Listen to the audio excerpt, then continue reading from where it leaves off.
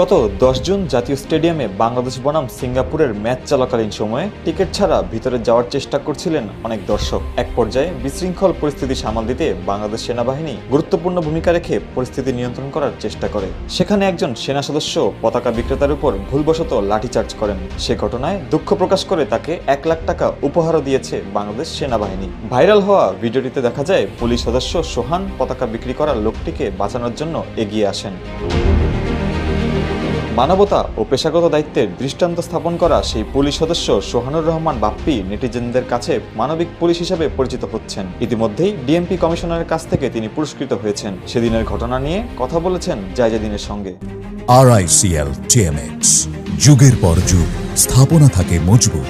আসলে সেদিন প্রায় 5টার পরে টিকিট ছিল যাদের, এবং যাদের টিকিট ছিল না সম্পূর্ণ ভিতরে ঢোকা বন্ধ করে দিয়েছিল। তো পরবর্তীতে